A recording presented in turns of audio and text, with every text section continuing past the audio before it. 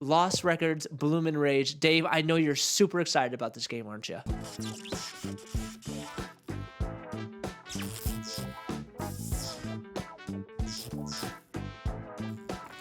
Um, mildly mildly excited. I was super excited about it, and I think I'm mildly excited. It just Um, kind of gone tru- down the more you've watched it or like researched it. yeah, no. I mean, I think it's gonna be fine. I think it's gonna be a game that um I'll probably play, but I probably won't take too seriously. But we'll explain a little bit about it. So, guys, if you guys are just listening on the Spotify, basically right now, we're seeing in this trailer, and I think the thing that caught my eye the most was that we are seeing very much a story that is taking place in the 90s. And I think that the thing that just kind of tugged at my heartstrings there a little bit was just like maybe the nostalgia of seeing all of these 90s things happening. Yeah. But basically what we're looking at, this game is going to be from the creators of Life is Strange, and this is going to be the next installment in the series. So this doesn't have anything to do with Life is Strange. Yeah, it's not Um, Life is Strange at all. It's new. It's its own thing that will have its multiple games of its own. Yeah, and I think this is going to be the predecessor of Life is Strange. So Life is Yep. Strange is done, and now they're kind of moving into this new, Lost Records series. So it's going to have a bunch of games to it. Oops. Yeah, right. Yeah, I accidentally took it down when I was trying to find a different tab.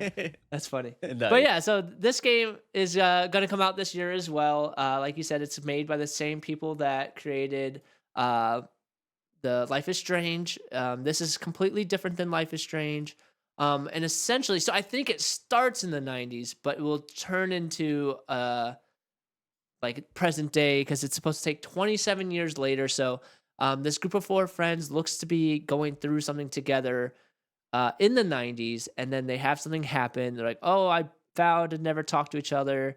And then something happens that causes them to come back, and they need to confront a long buried secret that made them never speak again. But now they have to go back to it and like take care of it, I guess. Is kind of what the research is, what I saw and kind of what I've read. So I think that's actually pretty cool. I mean, you pretty much nailed it. Hit the nail right on the head.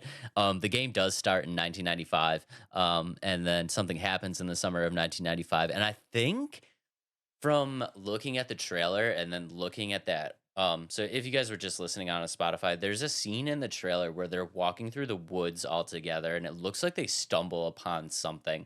But they obviously don't show you what that is in the trailer. But you just see this like kind of red glow on all of their faces. And I'm kind of wondering what that is, because you don't ever see like a red glow like that unless it's something like kind of otherworldly, right? Like maybe they stumbled upon an alien thing, or maybe this is like a spiritual thing where they find like maybe some type of like ghost type of thing. So you already know I'm all about that. And then yeah, the game also take so they vow to never speak of it again. And then like you said, something happens. And 27 years later is where the rest of the game will pick up, and you're regrouping these four friends back together and just kind of playing through this story. And if you guys have never played Life is Strange before, this is a very story driven game, a lot like Until Dawn, a lot like wow, blanking, a blanking. Life is Strange. uh yeah, but a lot like Life is Strange. A lot like Become Human, or like Heavy Rain, or one of those games where you're kind of just playing an interactive movie and making decisions. And I think that's fine. Um, I mean, I think it's gonna be really, really, really cool. The only thing that I'm kind of like weary about though, and we talk about this all the time, it's like it's really, really fun to have these games where you have these choices, right? And you feel that like anxiety of when you make a choice and you're like, oh my God, should I do this? Should like what's gonna happen? What are the repercussions? And I think one of the biggest things where it's like I was excited about this game until I saw this feature. They have a rewind feature where you can make a choice, and if you don't like it, you can rewind. And I know yeah, and I know people are just like, "Dude, just don't hit the rewind." But, I mean, do you trust yourself? Like, do you really trust yourself? Like, you make a decision and you kill a character, are you gonna trust yourself to be like, "Nah, they're dead?" Or are you just gonna hit the rewind? You're just gonna hit the rewind, right? It's too I think I'll hit tempting. the rewind. It's too tempting. I think it is definitely too tempting. That's kind of like even with that snowboarding game I used to play. What was that called? Riders Republic. They had the rewind feature, and I used it all the time. It's like, oh, you sucked. Okay, start it over. So, but yeah, I could see why that's kind of annoying because like I think that takes away an element from these type of games. Like that's like I feel like that's the point of these games. Like, oh, you screwed up, but too bad. We got to keep moving the story forward. But now if you have this like, just kidding, you didn't actually mean it, so let's rewind it. Um, Now I could see if like let's say you get 3 of those per game, like you have something happen or 1 or like 3 through the whole game, sure. But if it's like every choice, like, just kidding, rewind. Or I want to see what's my other choice if I do this, rewind. Let me see what this choice is. Like I feel like that takes away a big component of these games.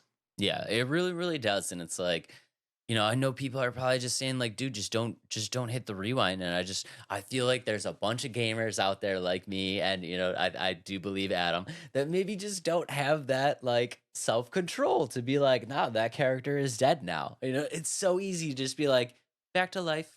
like, I mean, I do that sometimes with my other games. Like something happens, like, oh, I don't want to lose that. Turn off the game. Turn off my PlayStation. Like I don't want this to happen. So, but if it's in the game, like that's. I mean, I feel like gamers like me, like that, do shut it off because I don't want that to happen. Maybe it just saves me from restarting my game, like my computer or my Xbox or anything like that. But other than that, I don't think that should be in the game. I think it takes away from the like yeah, just the immersion of the game, like, to have it feel like it feels like a real effect that you've picked this choice and then, "Nope, just kidding." Like, I just feel like that takes away from the immersion of the game.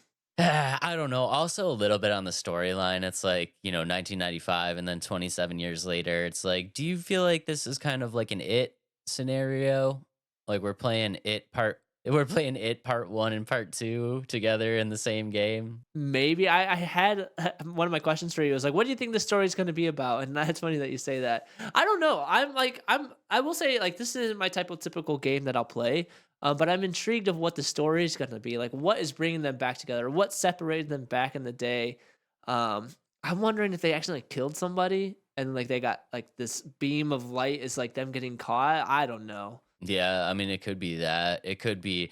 I really want to say that it just feels like it's going the supernatural route, or maybe like an otherworldly route where they find it just feels supernatural. It just feels like, maybe like they found like a UFO, or they found like some type of like spiritual like underdwelling or something like something crazy that they were really like, we can't talk about this.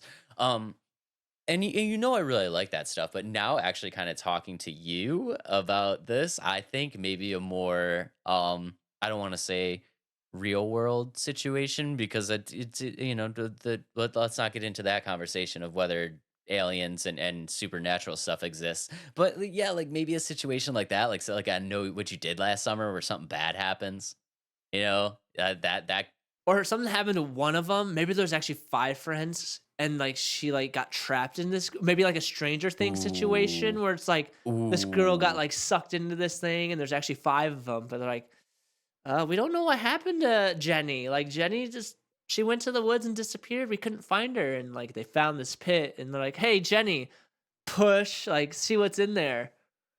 Like, Jenny was the runt of the group. Jenny's in the upside down right now, just waiting on Egos, bro. Yeah, no, that could be really, really cool. There you go. So maybe that's kind of what they're doing. And maybe she gets out and like she like finds it like and then she's like or she's haunting them and like, "Hey, you did this to me." Yeah, that could be really cool too. Or like comes out and like, "You better come forward what you guys did or like I'm going to do bad things to like everything." Or it's a straight up, I know what you did last summer, where she gets out of the pit and now she's coming after all of them. Like, you left me there. Yeah, like a scream scenario or something. That would be kind of sick. Yeah, so maybe I don't know. I don't know what this is going to be like. But there's it's cool. And I mean, this game isn't gonna probably come out for a while, so there'll be more and more popping up about it.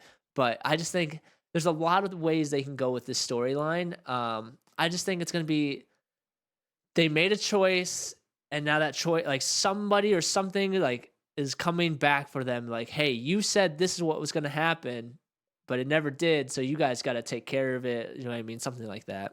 That could be really, really cool, man, honestly.